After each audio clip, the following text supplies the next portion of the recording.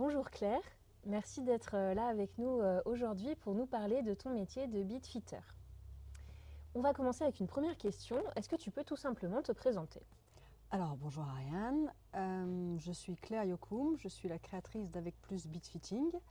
Je suis bitfitteuse professionnelle depuis 7 ans maintenant et je suis également formatrice puisque j'organise des masterclass à destination des professionnels du milieu équin ou des cavaliers curieux simplement. D'accord, alors justement, on est là aujourd'hui pour découvrir vraiment le métier de bitfitter. Est-ce que tu peux nous raconter un peu en quoi ça consiste, où est-ce qu'on peut se former par exemple? Alors le bitfitting, c'est une spécialité donc, qui vient de bit, qui est le mort en anglais, et fitting, adaptation. Donc concrètement, c'est l'adaptation du mort, mais en fait en réalité on va beaucoup plus loin que ça, puisqu'on adapte également tout ce qui est filet et également en azur éventuellement. C'est arrivé en France depuis 7-8 ans maintenant. Ça a été importé par des intervenants étrangers, notamment d'Europe du Nord, où c'est beaucoup plus développé. Moi, je me suis formée personnellement avec une Hollandaise. Et il existe en France à l'heure actuelle 2 formations qui ont vu le jour ces dernières années. D'accord. Et alors, quels sont les objectifs du bitfitting? Alors, l'objectif du bitfitting, c'est d'arriver à améliorer le confort et la santé locomotrice du cheval en adaptant son matériel et notamment donc son filet, son D'accord. Alors, quelles connaissances du coup on doit maîtriser pour devenir bitfitter?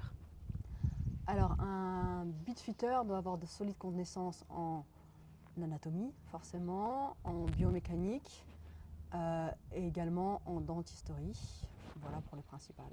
D'accord, oui, donc ça fait quand même pas mal de choses à connaître. Ok. Et alors, donc, toi, à l'origine, c'est vrai que tu as été d'abord monitrice d'équitation et tu es passée ensuite bitfitter. Alors, est-ce que tu peux nous raconter comment la transition s'est faite? Alors, à la base, j'ai découvert le bitfitting un peu par hasard parce que j'avais des difficultés avec mon propre cheval.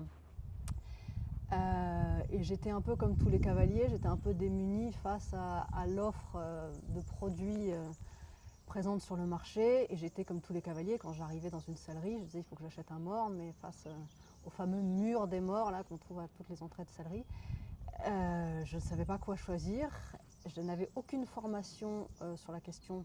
Dans le parcours enseignant, les moniteurs d'équitation n'ont aucune formation sur le sujet.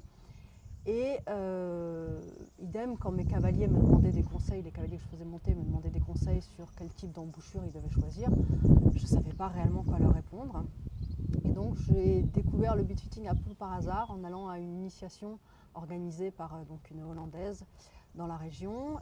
Et c'est quand j'ai vu l'impact que pouvait avoir le matériel, et notamment le mort et surtout le filet durant une consultation de bitfitting, que j'ai été bluffée et que j'ai décidé de me former sur une formation longue qui a eu lieu ici en France et également en Hollande. D'accord.